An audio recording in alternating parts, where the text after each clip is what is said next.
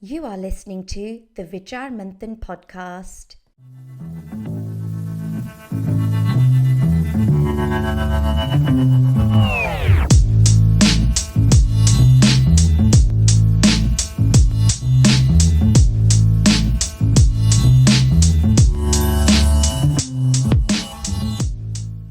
Namaste. Welcome to another episode of the Vichaar Manthan podcast. I am your host, Sumit Sharma, and it's a great honor for me to be representing this, to be doing this podcast live here today. Very excited to have Ami Ji Ganatra, who currently lives in Mumbai, to bring her on to the show today to talk about her books and what she stands for, and to go, a bit behind the motivations of doing something like this, carrying out, one could argue, a tapasya in such a manner. So before we get into that, I just want to remind all our viewers and listeners at home, we are on Spotify, Audible, Apple Podcasts, Google Podcasts, YouTube, and this is a project to explore the modern day world through what we call a dharmic lens. How can we recapture the views of sustainability, liberty, flourishing? Right, we're trying to have in-depth interviews with some of the best thinkers of our time. So if you're interested to take an idea, poke and prod it with the truth and with sustainability to understand the world, especially in a modern context, then I encourage you to subscribe, like, share, and please do share this with anyone who might be interested. Ami Ji, welcome to the VM podcast. Namaste, Sumit. Thank you so much for having me. Very happy to be a part of VM podcast. And I've been aware of Vichaar Manthan for a while. I know how you guys have grown, and what an amazing work you all are doing. So Abhinandan for that. Thank you so much. And maybe just for our listeners at home, what should one understand from the terms Vichaar Manthan? What is going on there? What do those two words mean? You're asking me? Yeah. I want to know what you think. So Manthan, right? Vicharo ka Manthan. Basically, to come together, discuss, think through topics and come up with what we call, जब मंथन करते हैं तो क्या होता है? मंथन किसका होता है? Say you do the manthan of milk. What comes out is butter, right? Sure. What comes out is the essence of it. So through a discussion, through interactions, we try and figure out our views, our opinions on a topic, and maybe even solutions to issues that are going on. So that's how I see Vichaar Manthan. And having followed the work you guys do, I think it sort of suits you. We're trying to make it work. And literally, right, there's lots of full-time volunteers giving up their time to be a part of an organization like Vichaar Manthan to explore the world, right? Let's try and understand meaning of what's going on. And that's a good topic for yourself in finding meaning. So you currently live in Mumbai, but you started off doing your engineering in computer science. You went on to an MBA, worked for companies like Bain, lived in London, USA, Singapore. I think there's one more, maybe Hong Kong. Hong Kong. So you've Germany, been in the Germany too. Well traveled, right? And lived in. So you've lived in the financial capitals of the world. You've seen these operating in these big companies and things. And then what made you give that up? Where does someone go to uncover that? Tell us a little bit about that. To be very, very honest, it has not been a thought through strategy that I want to quit corporate and I come back and do something like this here. Because I have enjoyed my corporate journey quite a bit. I've enjoyed doing consulting. I've enjoyed being in the industrial sector while I was at BSF. So I think it was, if I have to trace back where this could have come from, I think it is when I was a child, we used to have a lot of Gita Press books at home. Yeah. So one thing my mom used to always stress on is that beyond English, because English we learned at school, we all in India, most of us go to English medium schools. And that's why in Europe, people are amazed at how do we speak such good English. The sad part is we don't learn our languages that much, unfortunately. But anyways, so my mom always insisted that beyond English, when it comes to reading, we should be reading every language, at least the language like what my mother tongue is Gujarati. So books in Gujarati, in Hindi and Marathi, because I live in Mumbai. So Marathi is the other language here, is the official language here. So she ensured that I had those books. And what that did is that, sometimes a lot of understanding of terms, of situations, of culture, Sanskriti comes through the language. If one reads only in English, then a lot of Indicness is lost in that. But given that I had such vast reading across languages, there was always this underlying thing that, or rather, let's say there was no hatred about what is being Indian or what is being Hindu. That was there somewhere, deep rooted. Yeah. Sure. So, when people say that a lot of Indians have become deracinated, I think I was really not one of that, thanks to my mother. That said, there was no awareness as such. There's a problem going on, we need to look at it from that angle, or there needs to be a deeper study into what our heritage is. All that was not there. I think that eventually happened because of yoga. I have been Okay. practicing yoga for a long time, but again, it was mainly asanas. I really didn't know much else. But I remember there was a time at Bain when I, like a lot of people, when we are going through a downtrend, that's like setting base for something big that's coming in your life. So that was a time when I was really not happy at work, and at that time I broke my back, so I couldn't do much else, and yoga came back to my life again on insistence of my mother. I had given it up. Ki bore hota hai. It's always the mothers that bring us the wisdoms of the world. I mean, I can't credit her enough. I am what I am because of her. So anyway, so yoga came back, and then I realized that this was a lot more than asanas, because the impact was not only physical. My back was definitely getting better, but the way I was responding to the situations around me, the same situations, I was not happy with people around. I was not happy with what was going on at work. All that remained the same, but my responses to those situations changed. So your responding ability. Absolutely, I was much happier without any other change. The only change was yoga, the yoga practice, which I had restarted. So I tried to get deeper. And this is deep. This is proper yoga, not just asanas. You're going into the No, rest so of it. I was still doing only asanas and pranayama. Let me, yeah. So I was only doing that, but I figured that there is more to this than what I'm doing, because, and again, just to show how stupid I was at that time, I wanted to take my practice a one level, one notch higher. So I said, okay, kahan se milega information? Let's look at Patanjali Yoga Sutra, because it's a book on yoga. So I opened that, and I'm trying to find more asanas. And that's written in Sanskrit. So you went on to deepen your knowledge in Sanskrit. Yeah. But at that point, that was not even the idea. I picked up an English translation of Patanjali Yoga Sutra to learn more asanas. That's why I picked it up. Sure. And to my shock, there is only once the word asana is used, or maybe twice. And it has no description of any asana. Yeah. And I'm like, okay, clearly all my understanding of yoga till now is completely wrong. It's like most of the world, I think. True, exactly, right? But even then the practice helps. Then I'm like, okay, then what is it I need to understand better? So one thing led to another. Yoga Sutras led to Bhagavad Gita, which I had picked up before, but it didn't make sense at that time. And some things make sense only when you've lived through certain experiences. Yeah. Mm-hmm. So that's what happened. And over the course, I realized that if I need to understand this better, it can't just be in English. Yeah, I have to know the language. And there too, it's because I was reading one translation of one of the books, and they translated some word. So there was a word used, jati, in the book, and that jati was for, it was like, how do you compare different things? So you compare different things. They have to be of the same jati, like how we say, right? You can't compare apples and oranges. They have to be of the same species. But the translator, for some reason, any guess what he translated it as? Does it begin with a C? Yeah. He said, this means people of only a certain caste can participate in the debate. Okay. So it's incorrect. Absolutely. That doesn't make sense, right? Absolutely, right? And this is like playing into the narrative, which is anyways imposed on Indians. Like everything is about caste, but that's not the case. So I said, yaar, ye to aisa to nahi chalega. If I need to understand better, I have to start learning Sanskrit. So that happened. And then over time, I realized that it's very important to understand Mahabharata, because there were lots of discussions going on. And, there is an idea. People say, oh, Hindu Dharma mein sab chalta hai. It's all great. Everybody is good, everybody is bad, and they'll glorify even otherwise who are considered as dharmic characters.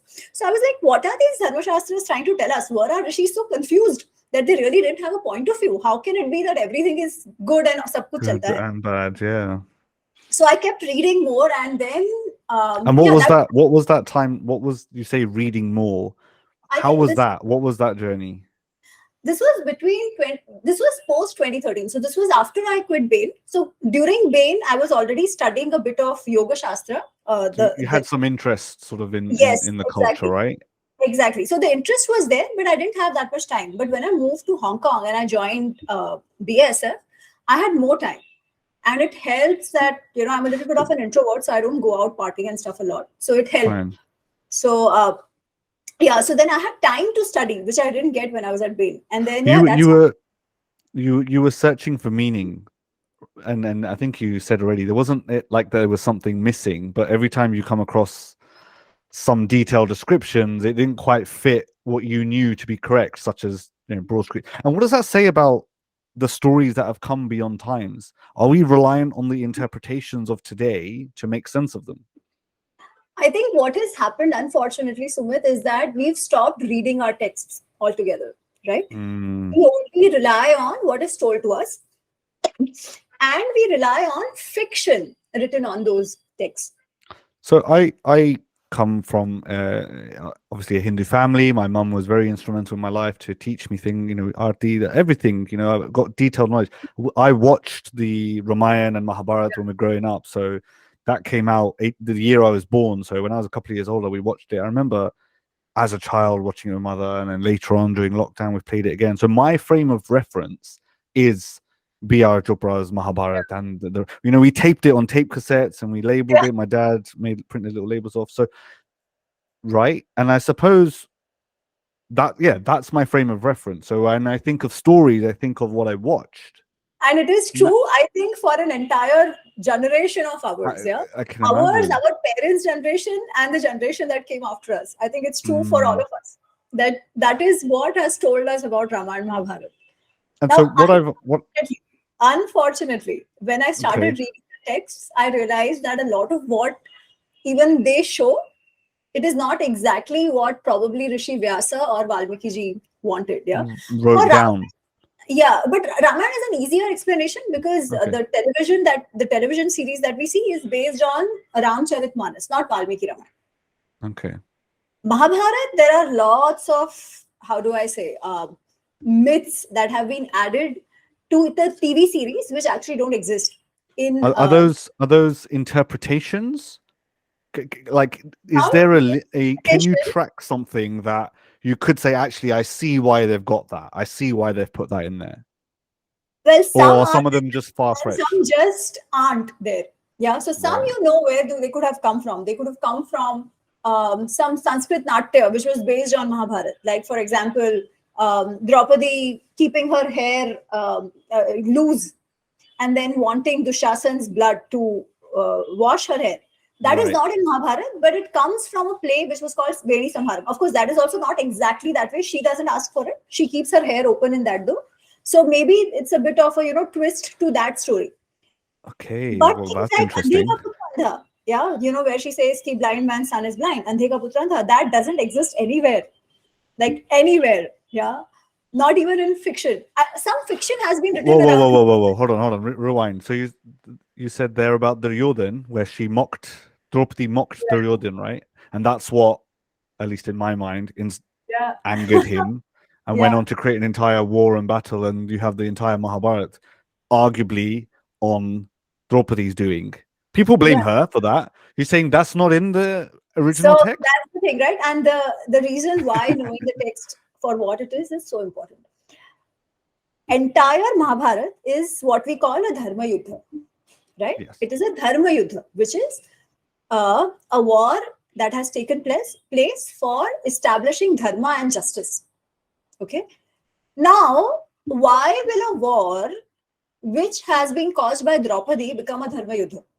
Because then she's the reason for that, right? That is one. But so we shouldn't be so fickle as to thinking that, perhaps, or naive. No, but that's the thing. If it is shown this way, most people will not think. Why they will not think? Because generally there is a saying which says most wars happen because of three things. In Hindi में कहते हैं तीन चीजों के कारण होता है, जर, जोरू और जमीन. Jar is wealth, or a wife, or for land. This is why a war happens. So by putting this event there, it's very easy to blame Draupadi. But then what does that take away from it?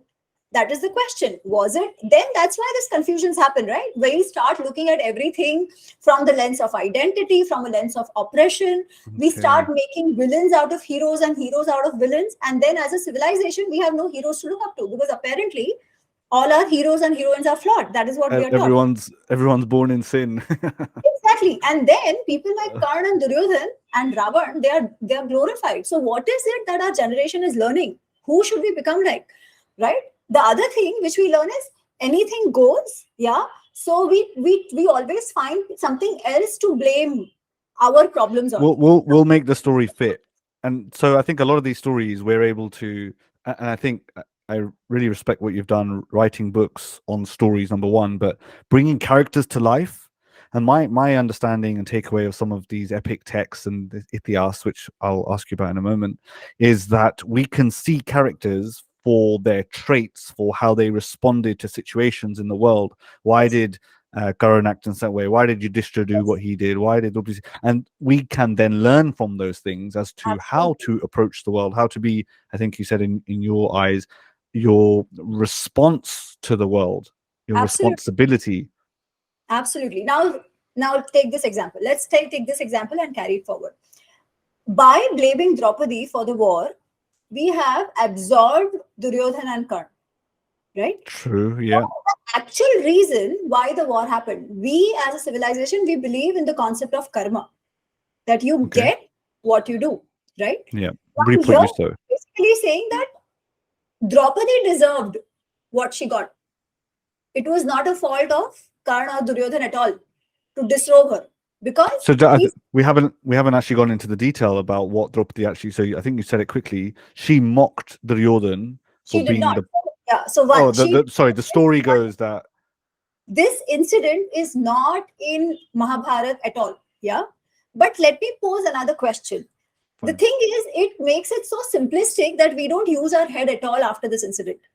Let's assume that she said, even if she said, was the war because of her? Because one, when Pandavas come back from forest after Pandu is dead, Duryodhan tries to kill Bhima, by poisoning him. Was Draupadi there at that time?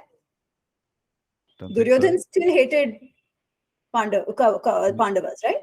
True. The Rakshata incident that happened, where he plots to kill all the brothers with their mother, burn them in that palace of lac. Was Draupadi there at that time? So clearly, the issue was something else that eventually led to the war. It was not Draupadi, right? Right. Now, okay, people might say, "Wo tha, theek hai," but still she got, she aggravated. Just by saying something, if things get aggravated, then Pandavas have the right. You tried to kill them to begin with. How important is it for the correct translations? Translation, just knowing the story for what it is, because this is not a translation issue. Fine. This is just a not knowing the story issue, not knowing the history issue for that matter. History is not just an entertainment. We see it as entertainment. When we see it on television, we think of it only as entertainment. And then from a civilizational narrative perspective, it becomes what is, right? Yeah, we judge the society based on that. We say, oh, Draupadi ke saath aisa hua, you are a misogynist society. Sita ke saath aisa hua, you are a misogynist society. Karna ke saath aisa hua, you are a casteist society. On one end, these are called mythologies. Yeah. On other end, they will use the same, whip to whip us using these examples. And where is the truth, right? And what is the purpose of Ithihas? Is it to just judge people, or is it to learn something for ourselves? There is a reason they are called Dharmashastras. Now, if the intention is to teach us something, which actually is the definition of Ithihasa. Ithihasa means Ithihasa, so it was. First is that they say that this happened, yeah, right. And this has been told to us with a certain intention. What is that intention? Dharma, artha, kama, mokshanam, upadesham, samanvitam. To teach us about the purusharthas of life, to teach us about how to live our lives in a more worthwhile way. Purvavrittam, kathayuktam. It has happened in the past. And it has told to us in a katha format, which means there might be some metaphors, but not in terms of the characters of people, not in terms of the actions that they did. They are just there. Sure. Right. And so that we can derive from them stories that are applicable to us in our own lives. And so Absolutely. does that answer the question of, are these stories fact or fiction, and does it matter the fact that we're learning from them? In fact, I hear, you growing up in the UK, you hear about Alexander the Great and all these kind of people, and you learn valor and strength and stuff from that. But I mean, that's only a couple of 100 years. We're talking about something from thousands of years ago. The essence, the stories of characters that show us things like nobility, how to govern people, governance, wealth creation systems. We're going to have Shri Ram ji Balasubramaniam, who produced the book Katulyanomics, talking Yes. about how economics was born such a long time ago from a Yes. culture, from a civilization from long ago. So I mean, it looks like you're trying to debunk myths. You're trying to uncover or challenge some of the narratives from the stories that we know of. Why is that important to you? If it was just a story and it was seen just as a story, it didn't matter. But as I said, these are not seen as just a story. We look at the society today, we see we have problems. We try to pin the blame on our ancestors, saying that, hey, you know what? Your culture is like that. It is your Okay. culture which is discriminatory. You Hindus are all about caste. You Hindus are all about hating women, depriving them of their rights, insulting them, taking them away. And for that, they'll use these examples, right? And Now, and you're looking at them saying, well, they're not true.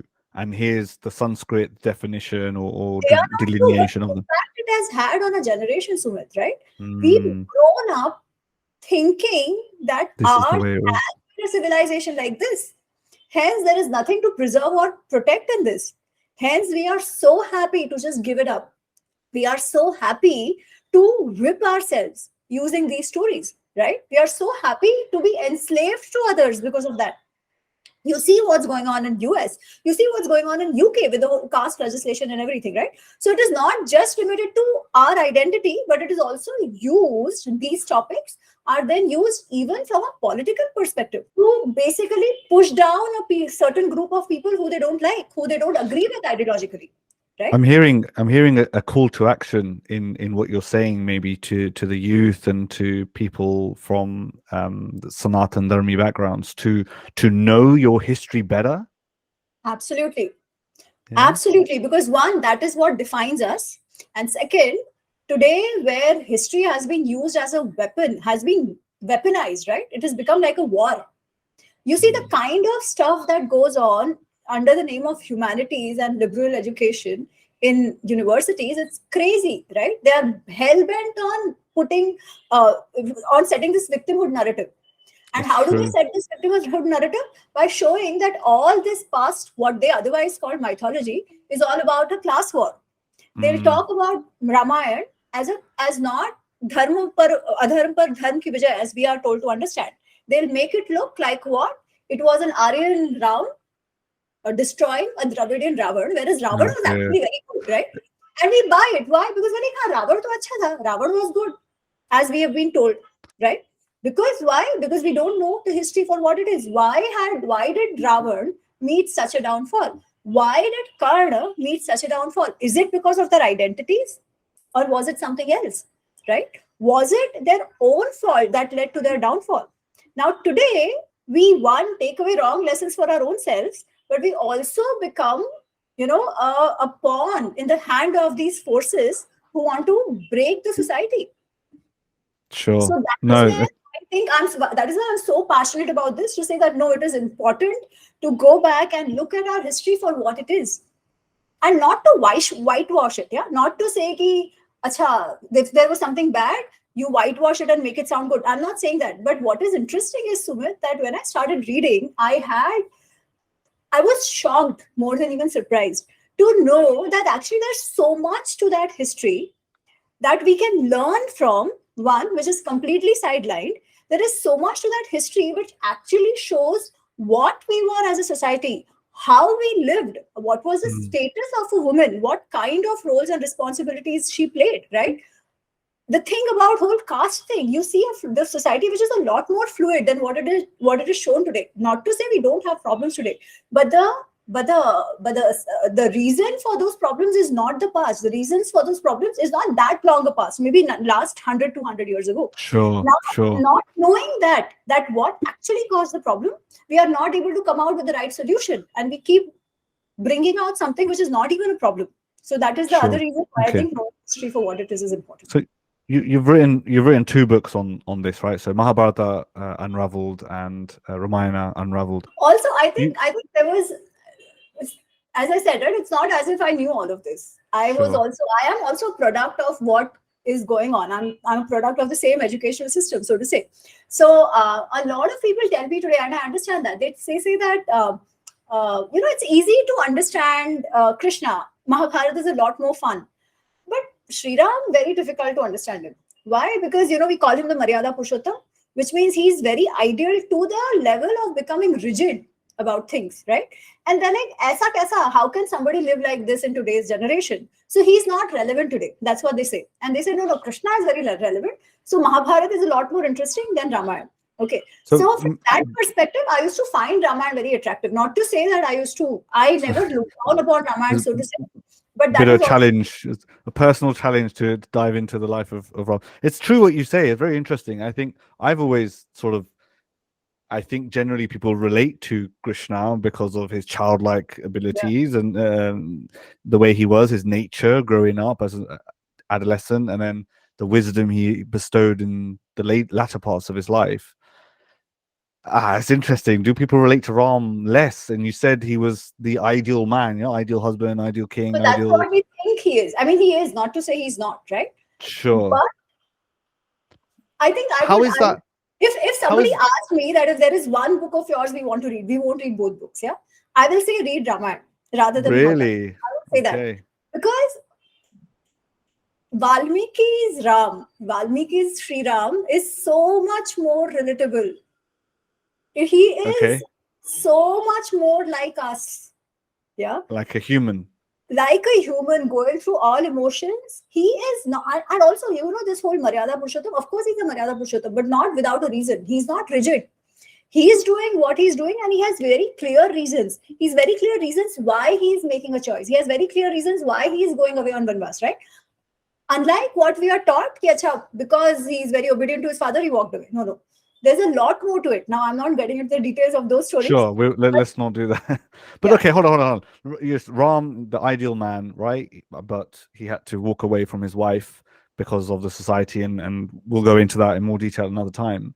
So talking about Ram Bhagwan, he was the ideal king, ideal man, and you're saying people have said it's difficult to relate to him. I agree. So, right, I'm not in a position where I need to think about kingship. But if we think about, he gave up his wife for the society, and here we have Prince Harry sticking by his guns with Meghan Markle and giving up his royalty. Could Prince Harry learn from Ram Bhagwan? Okay, now the thing is, Prince Harry is a titular head. That was not the case at that time, right? He has nothing depends on Prince Harry.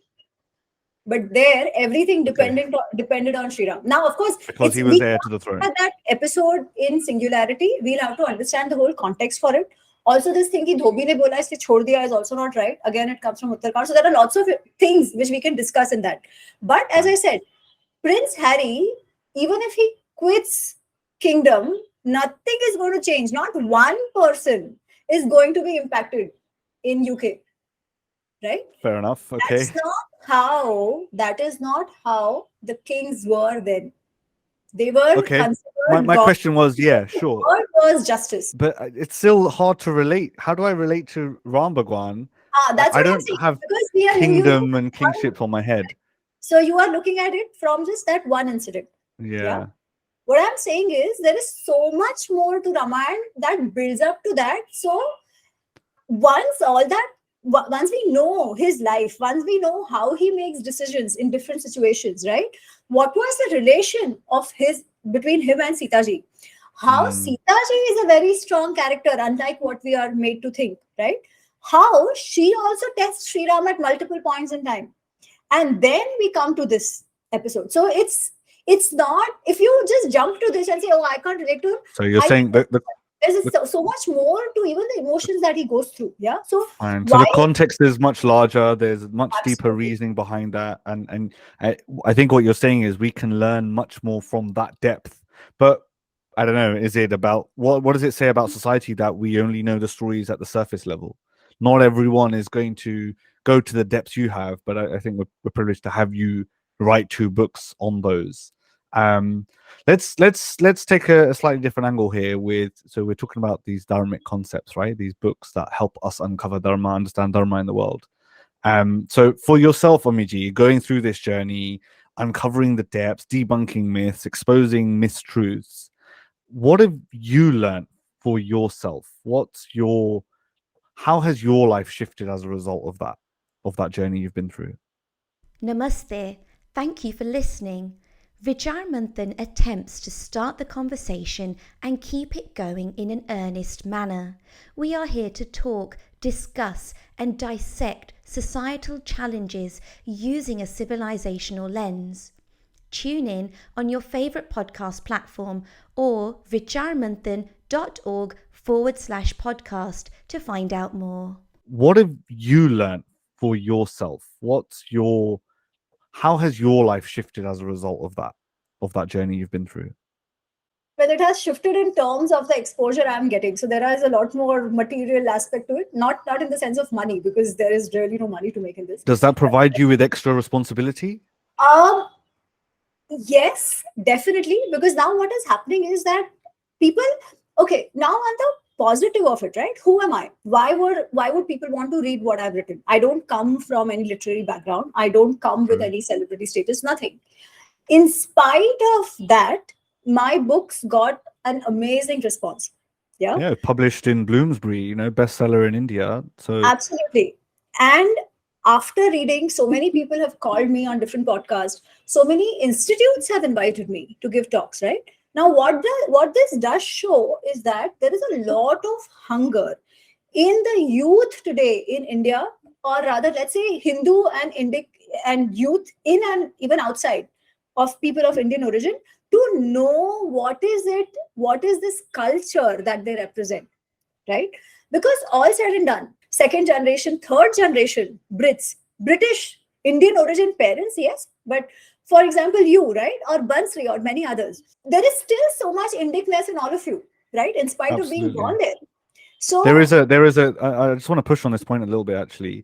There is a Jagruti, I think they call it, an awakening within the Indian diaspora across the world to discover their true identity. And what I mean by true identity is the ancestry, the history, the wisdom in our history that comes from thousands of years, and it's covered topics within all walks of life, even the guidebook to how to live life in a flourishing manner, and not just individually, as society, humanity. How do we enact in the world that benefits others, that reduces harm, is loving, is compassionate, and through these Ithihas, through these stories, we can begin to dissect or create a discerning of a vivek between good qualities, bad qualities, middle, all those characters that you've painted and but that represented. is futuristic. What is leading to it is the question. What is leading to it? Sure, the search for deeper meaning, I or think there is the another. quest to own our narrative. That is one, right? But why would you want to own something if it doesn't make sense to you? Now, I'll tell you how it makes sense to us, right? Be it UK, be it Europe, other places of Europe, be it US, Indian diaspora has very well gelled into those communities. Yeah. The reaction, the responses to situations is very unlike other groups of diaspora that exist there. Irrespective of what community within Indians, there is a certain way we react, there is a certain way we behave, there is a certain way we interact, which is very distinct from others. Now, what is it that is making us distinct, right? Why is it that the crime rate is the lowest for Indian diaspora abroad? Yeah. Why is it that we don't see them screaming for rights, this, that, whatnot? They are happy following rules and regulations in the place they are. They work hard. They establish themselves. They never cry. Punch far above their weight in all all areas of academia And they want and to look business. at those places in a way that they want to contribute to those places as Mm, well, right? yeah, Where is all yeah. that coming from? Why are we different from the others? Clearly, Well, there is something in our sanskaras, even if not overtly taught to us that way. I can resonate with that. So now, when others are wearing their identities on the sleeve, what is it that is stopping us from at least exploring where our roots are, right? I think that has given rise to this, to curiosity even more than anything, to say कि अच्छा meaning भी जाने दो, but what am I, right?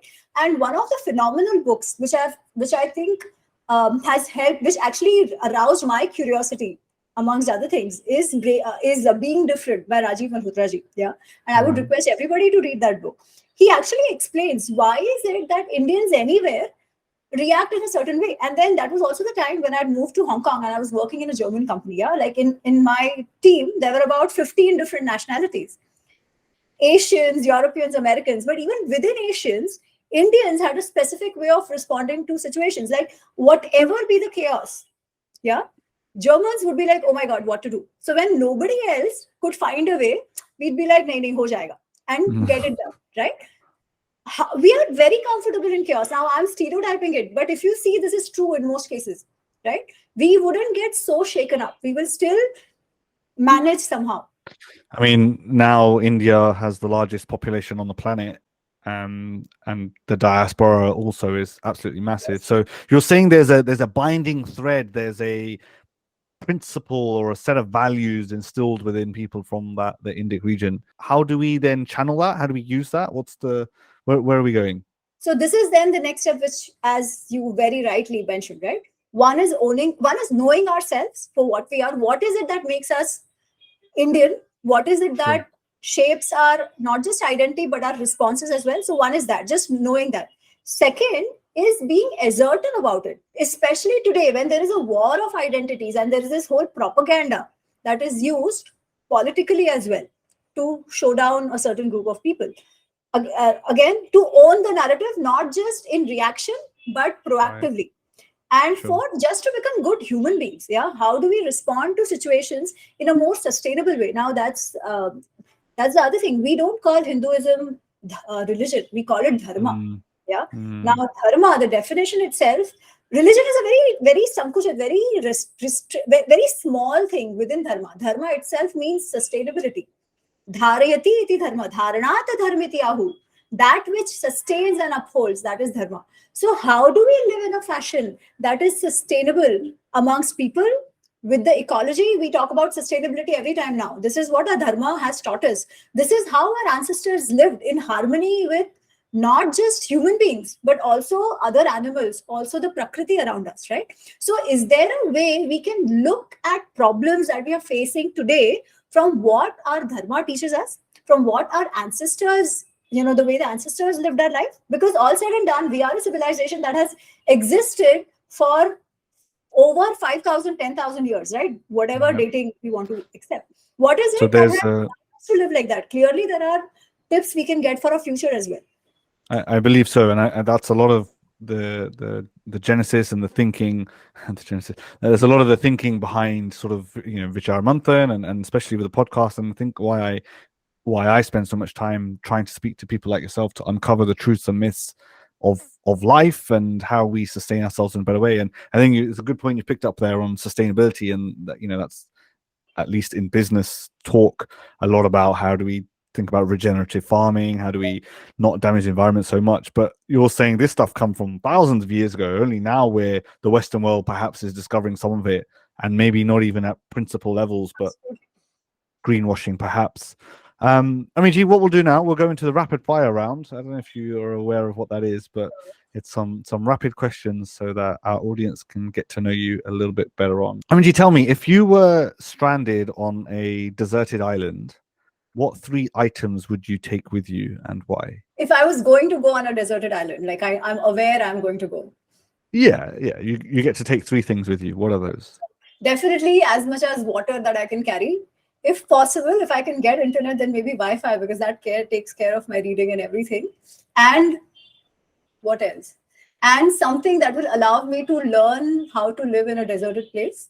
like some Okay. instrument, some apparatus that if just first figuring out what is over there. Prani vani hai, so how do I protect myself from that? Sure. Sounds good. What goes into your perfect breakfast smoothie?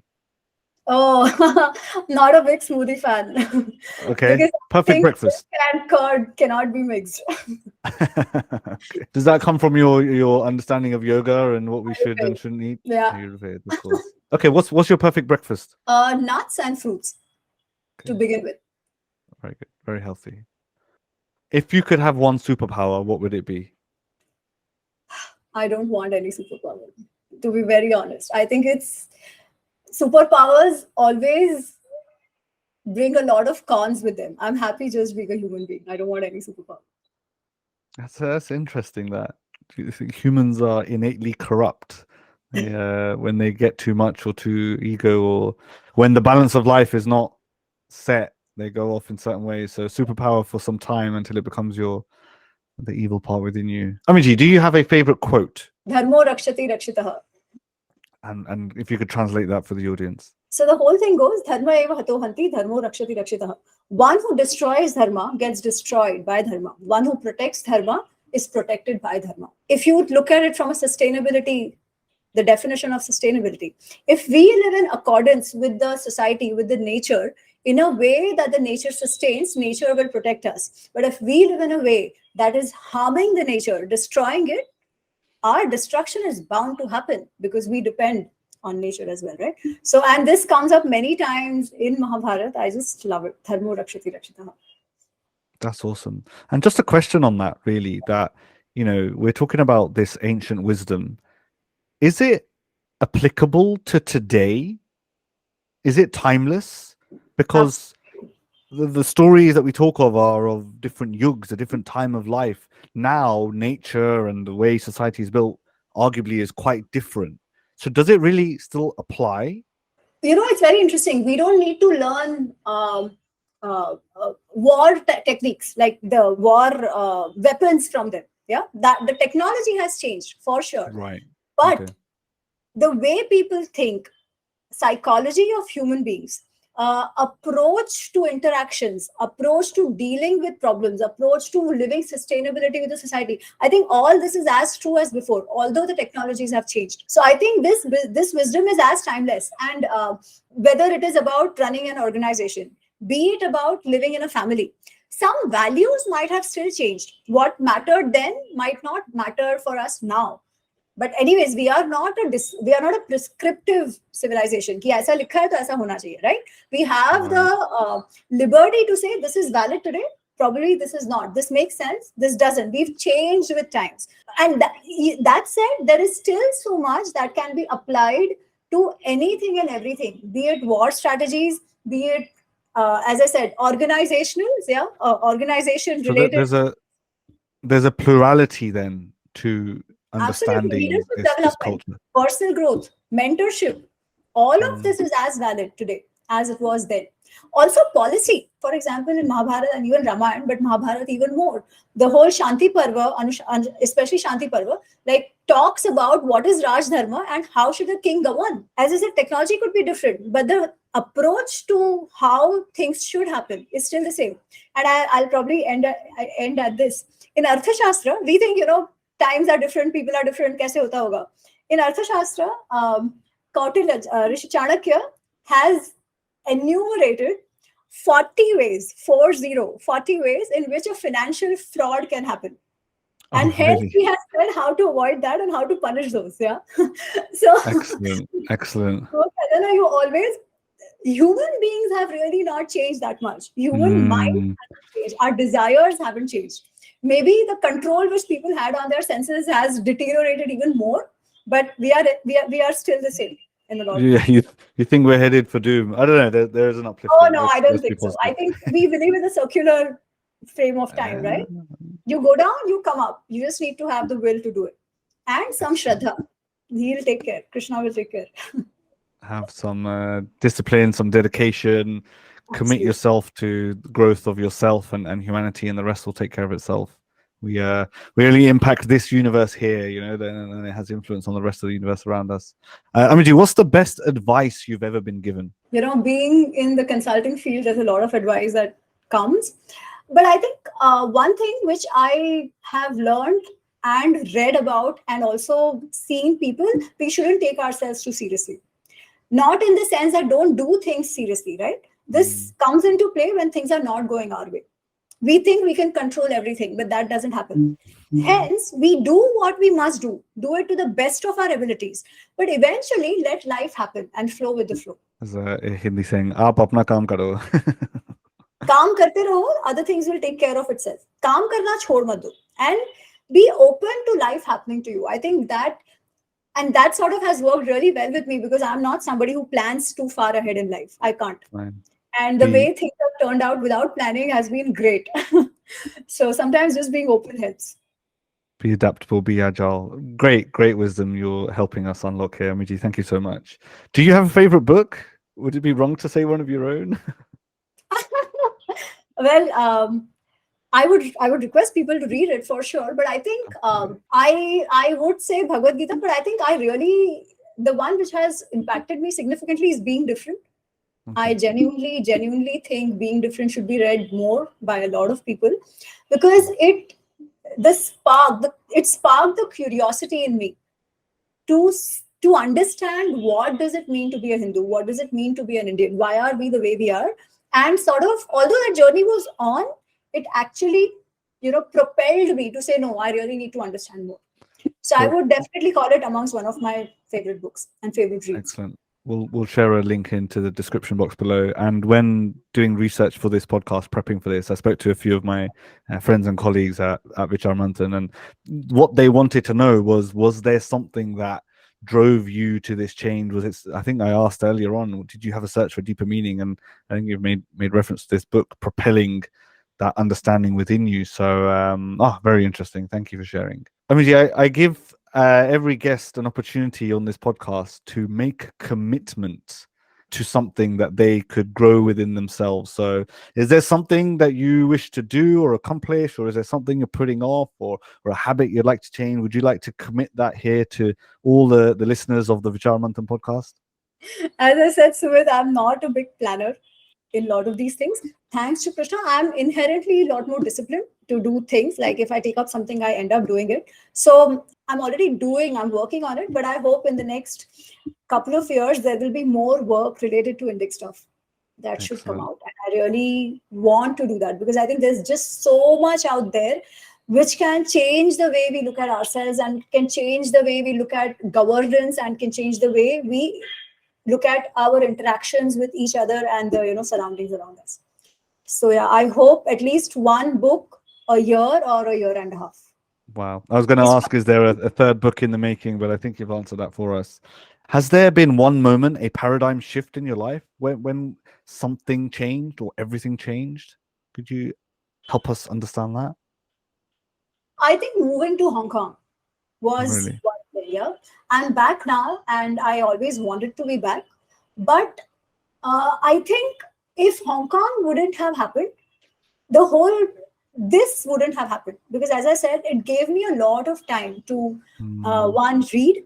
Yeah, a lot of time just in life to do things beyond work. Because at Bain, while I loved the work, it was a 24-hour job. Yeah, like consulting is. So I really didn't have time to do much else. So that is what happened. The other thing which happened is that the people I met in Hong Kong, I just very, very accidentally, or let's say it was a stroke of luck that I happened, because my background, I wasn't associated with Sangh in India before moving there. But just meeting the people there, interacting with them, understanding how committed people are to some of these civilizational causes, right? And that really helped to help bring about a lot of manthan in my own thinking. And the encouragement that I got from them. So I think Hong Kong has been quite instrumental. Also, what happened then is that the job that I was doing, it allowed me to travel a lot. Yeah, the job required it. Not that I did anything in that. It just happened that way that I had to travel a lot. And, as I said, like sometimes it's just, you should just be open to let life happen to you. Wherever Sure. I went, it just happened that, these nimittas, all speaking about Hindu culture, would just come to me. Yeah. Wow. Be it in Okay. Brazil, be it in Cuba, be it wherever. And I'm like, Sure. okay, what is all this? I really need to understand more. And I was already on that journey. So I think just it helped make the connections and allowed me to learn, allowed me to get deeper and deeper into this. Yeah. So I think, Fine. yeah, moving to Hong Kong was some sort of a paradigm shift in a lot of ways. Nice. Encouraging everyone to travel. We've talked about Dharma, and you've been through the definitions and understanding of that. And we've also mentioned the word sustainability and how that's relevant to everyone and to everything, at least I think in definition wise. But Amiji, to you personally, what does sustainability mean? Sustainability means living in a way that that allows an individual as well as everybody around her, everything around her, to not just survive but thrive and prosper. So that leads to the overall prosperity and progress of that unit, that organization, that system that you're a part of. Living in a way that allows self as well as that system to grow and prosper.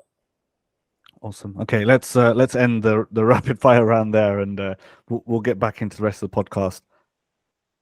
Very excited today here to be with Ami Ji Ganatra, talking about her life, her books, her journey, what her inquiry was, the searching for meaning, the myths she's uncovered, and the challenging the narratives in a civilizational way. So again, you can catch this podcast on Spotify, Apple Podcasts, Audible, Google Podcasts, and of course YouTube. Amiji, so thank you, listen, for being on Vichaar Manthan podcast. I have a couple more questions I want to go into, and if they come out of areas of your books or other research you've talked about, I'd be interested to know maybe sort of the sources or the texts that they've come from. So there's a lot of, we've mentioned it already, there's a lot going on in the world. Identity is a big thing, and freedom of choice, freedom of language, freedom of understanding. So can you help us understand what free will is, and perhaps how liberty is extended to us in the world? We don't look at free will standalone. Is there free will that we have? Yes. And is there an aspect that is beyond our control? Yes. The free will that we have is of setting goals and putting all our effort to work towards it. Basically, what Krishna says, karmanneva adhikaraste ma phaleshu kadachana. We have the adhikar. When we say we have the adhikar, we have the right, we have the free will over our action, how we do it, what we do. What is not completely under our control is the outcome of it. But even in the outcome, there is a lot which still depends on us. And that he explains in the 18th chapter. He says there are 5 things which decide a success or a failure. Yeah. Okay. Because eventually that is where it is, right? Free will. Why do we want free will? To be able to do whatever we want to do, which means whatever we take up, we want it to succeed, right? Now, what does success or failure depend on? He says there are 5 things. One is adhishthana, karta, karanam, and prithakvida cheshtha. Karta, the doer. If the doer is not competent enough, a work will not succeed, right? Okay. But to So develop that competence, skills. Okay, right. We're talking about developing those skills in. absolutely. So that is dependent on us, whoever is doing it, right?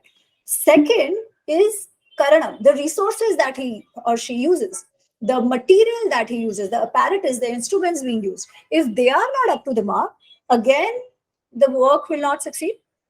Third is prithakvida cheshtha, the processes in which a certain task has to be done, right? If that is not followed, again, there is not going to be success.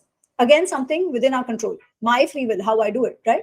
Fourth is the surrounding conditions. Now, the surrounding conditions, so say when I have to decide on where to build, say, a bridge, I need to ensure that the area is such that, it can take earthquakes, whatever, at least knowing what all that is. So again, Sure. something which is in my control. He says, after all this, panchamiti daivam.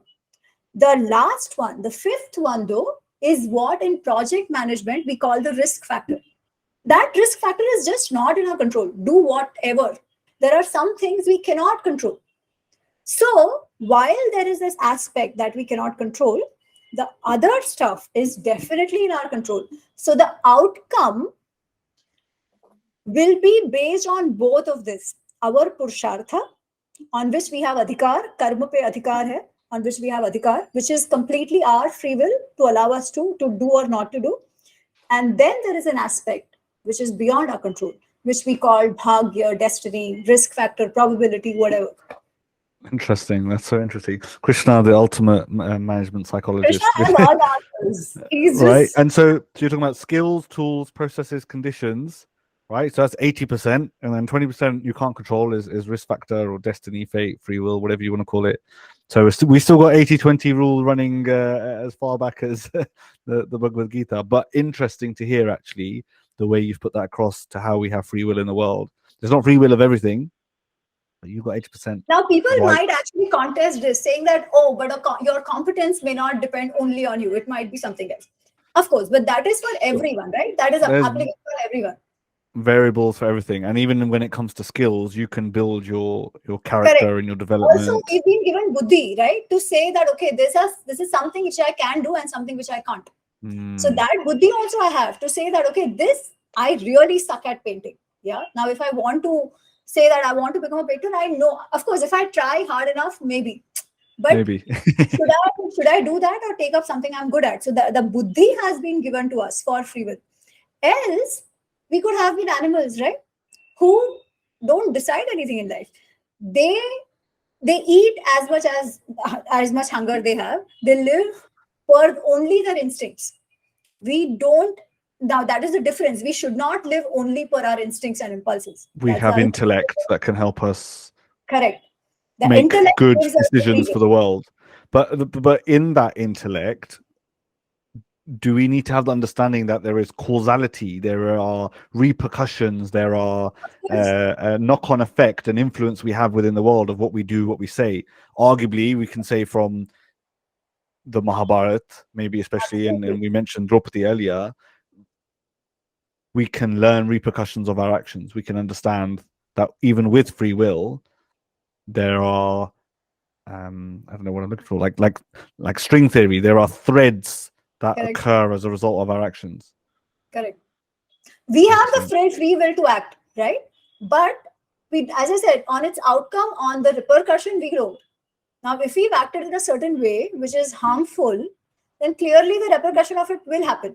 That is a physics, right? It's a law of physics. Every action will have an equal and opposite reaction. There is no running away from it. But is there free will to act? Yes, for sure. Excellent. Okay, thank you for that. How, Ami Ji, how do you go about picking the stories that you place into your books? So, in both Mahabharata and Ramayana, as I said, my objective, at least for these two books, was to narrate the stories for what they are and debunk false narratives about them. Yeah.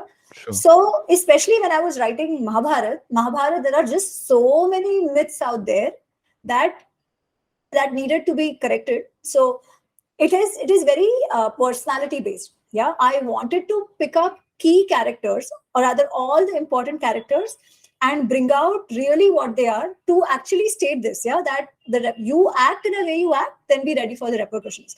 And this is how it is for everybody. Also, some aspects around who really was Karn, vagara, vagara. So those stories, and then other lesser known stories which are otherwise not covered, like what happened after the war. So there are chapters on that. And then we know that all these guys had children. So who were these sons of Pandavas and what role did they play? Including Abhimanyu is the only one which people know, but there are others also. So some of these stories which I thought were very interesting and people need to know about it. So that's how I picked up those stories. Is there a danger of uncovering certain misconceptions because society isn't ready for them necessarily? And I'll give you an example. One of the colleagues on Vichaar Manthan was telling me about where you describe procreation and conception in one of the books, around how if the lineage or if the king was infertile, then so what do you refer to it as? Niyog. Niyog, right? Do you think society is ready to hear that and understand it? I think it should, right? It should. I'm It not shows. arguing about should or shouldn't. Is it ready? Well, I don't know when else the society would be ready. We are talking about anything and everything today, these days, right? Fair enough. And that is how it was. We just have to understand it in the right context. And to me, that was quite something, because we are portrayed as a society which was extremely rigid about all of this, right? Which is not true. What we actually learn is a lot of the sex-related taboo that we have today actually did not exist then. I can Things agree have to that. changed because of some other ideologies which looked at that as a sin. We didn't. For us, kama, we have 4 purushartha, right? Dharma, artha, kama, moksha. Kama is one of them. And why is kama purushartha? Again, going back to sustainability. If there was no intercourse, there wouldn't be children. If there wouldn't be children, how would the society survive? You need people, right? You need continuity. So it is not a sin. It is something that is, people are told that this is one of the grahasthas are told that this is your responsibility to ensure that your lineage, your samaj goes on. So it was never looked down upon in that sense. Was there fidelity, loyalty expected? Yes. All of that is there. People need to know why niyog was there. Not just that, oh, they did niyog, they allowed multiple partners. No. What was the logic behind it? I think people really need to know some of these things. Are there any other big moments like that you've uncovered? There are lots. You've written 2 whole books on them, but is there a particular one that stuck out to you? Well, there are lots, but I'll give you one more example on similar lines. Yeah, we talk about women not being empowered at that time. Sure. Yeah. Now, what actually comes out in Mahabharata, and when we say not being empowered, what is the meaning of empowerment? Taking your own decisions, right? Largely, it's that. And taking a call on your own wedding, who you want to marry. That is a big decision to take. That's a problem even today. Exactly. We see throughout that even the not so big characters like Ulupi, like Hidimba, women have approached men themselves. Now, not exactly as a wedding, but to have kids, to have a son. Yeah. Okay. They themselves have gone out and said that, hey, I really desire you. Satisfy me. You see, this is so different from the understanding of a society we have, where we are told that women were only oppressed. And is that empowerment? Well, they at least had the right to do that, right? Fine. They were. There's got to be more. There's got to be more for. Go on. The thing is, they are not looked down upon at all. Right. They are celebrated. Nobody says, "Arey, look how she did that." For that matter, Draupadi having 5 husbands, except Karna, there is no one who insults her or humiliates her for that. No one. The society is so open to allow some of these things when there is a proper logic, rationale, whatever given for it. Cohesive society, plural in nature. Lots to learn from that. I think, especially in today's context, you're saying everyone's talking about everything at the moment: the gender politics, identity politics, all sorts of language metrics now being used, how we govern ourselves in the world. So I think we said this at the top of the podcast, that there is a lot to be learned from the ancient cultures, and a big namaste from myself to you, Ami Ji, for putting the time in to learn about this history, learn Sanskrit as a result, to dive into the books, the Ithihas, the text, to uncover arguably truth. You've been on a search for what's real in the wisdom that we can unlock, and to share that with the world is an admirable feat. Thank you once again, Ami Ji, for coming on to the Vichaar Manthan podcast. Is there a call to action or a specific ask, or is there something you'd like to leave our listeners when it comes to the work and the journey that you've been on? I would say whatever is the popular narrative that comes your way, just don't accept it with your eyes closed. Question it, especially if it is something to do with Hindu Dharma, if it is something to do with our identities. Definitely question it. 80% of the time, it will be false. Question it, and don't just question it and leave it. Yeah, try to find out more. or at least, support people who are trying to research this and trying to bring out the truth. Excellent. Thank you so much, Ami Ji, once again for joining us on the Vichaar Manthan podcast. We hope to have you back very soon, and maybe we can dive deeper into each of your books and the characters within them, because I'd love to know more, and I'm sure our listeners at home are itching to know a little bit more about your journey, your story, some of the narratives that you've uncovered, the authentic interpretation. So once again, namaste, and thank you for joining us, Ami Ji. Thank you so much. Namaste. And to anyone listening at home, this is the Vichaar Manthan podcast. You can catch us on your favorite streaming platform. We are talking about all things relevant to the modern world. We're talking about dharma, womanhood, liberty, freedom, sustainable wealth, relationships. What does a green future look like? Philosophy, academia.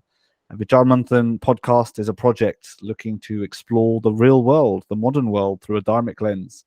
Through in-depth interviews with some of the best thinkers of our time, the podcast is exploring how we can better understand ourselves, our lives, and recapture the ancient and classical ideals of sustainability, liberty, and flourishing. Please do tune in for an earnest conversation.